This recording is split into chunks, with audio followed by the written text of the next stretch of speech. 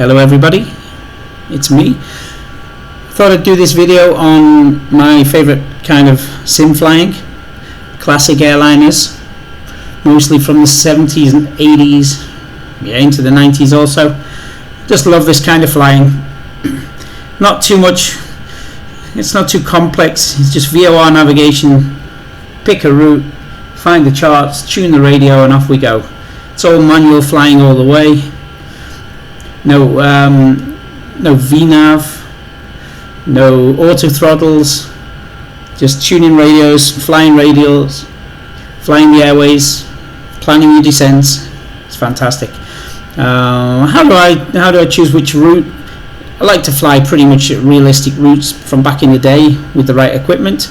How do I do that? Yeah, then I go onto this website here, which is departedflights.com. Absolutely fantastic website. There's so many things on here, but the three main things that are on here is the timetables from classic airlines. Let's look at the Air California from 1987. You can see here the destinations they flew. It doesn't really tell you a lot on the routes and the equipment they used. If you go, for example, here to San Diego, you've got, there we go, from San Diego they flew to Anchorage, Lake Tahoe, but you have to look here at the stops, so they're not all direct routes, and it doesn't really tell you which equipment, so I don't tend to use that link. There's route maps, which is kind of cool. Let's go on here, Southern Airways. I've been just on there, you can see Southern Airways from 1977. You can see the hubs. It's really cool here. We've got existing routes in white, pending routes in blue. So the existing routes, you can see the hubs in Atlanta, Memphis, and you can see which routes they do. Absolutely fantastic.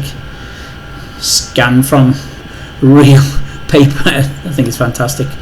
But what I tend to use to choose my routes, and this route I'm going to fly today is Republic Airlines route from Phoenix Sky Harbor to Burbank in a DC-9. I'm not sure if the livery is correct, but I had this livery done by a good friend for me, and I think it's great with dirty markings. It's great. So back to the website. I go on the historic schedules from the official airline guide. I can't remember which year this route was from now. Maybe 1981. You can see here we've got the years from 1974 to 1999. Not every year, but every 3 or 4 years. I guess not a lot changed within 4 years, so you get a good time span. I think it was in 1981 here, so we choose 1981. I want to fly from Phoenix. I want to fly Republic Airlines. You can see here now the equipment they used for these routes. It doesn't actually tell you which exact equipment on which route.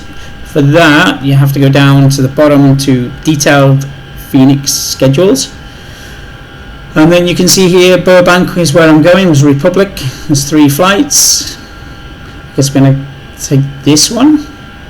DC-9S, I think, is the DC-9-32 that I'm flying, I think. So we would be flying Republic Flight 88, and there we go. If I want to say I want to fly a DC-9 flight, I would come onto an airport website like this, go on the detailed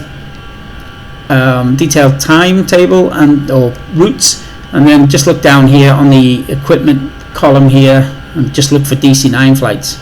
If I want to fly the Captain Sim, I will say Sin, but that's about right, Captain Sim 737-200, just have a look here. We've got the 737 here, Frontier to Denver. That's a pretty cool route, spectacular route, that one. So anyway, that's how you can find the routes. I use this a lot also for explaining for the 727 routes. Brilliant. So there you go. That's how I find my routes, and then of course we can go to the charts, which we're going to be today flying. Oh no, I don't need that. Close that down. What do I need here? I need Navigaf. There we go. So I've got the chart up here, which is Luckily there's still some non-VOR Nav procedures, but they're disappearing, I notice, year by year. It's a shame. But I'm flying out of Phoenix Sky Harbor here, runway 26. I just chose this runway because it's got a pretty simple city noise abatement procedure here. We're going to fly out on headings, and then here we're going to intercept a radial to Buckeye VOR, and then en route to, I think we're going to head to Blythe after that. I think it is. So fantastic. You know, I'm not going to teach you how to read charts and stuff like that. I'm sure you all know how to do it. Aim of this video is just to show you how I do my classic routes and fly VOR navigation when you're a complete novice at that and have no idea how to do it. So that's the first part. How do I choose my route? Next part will be the navigation.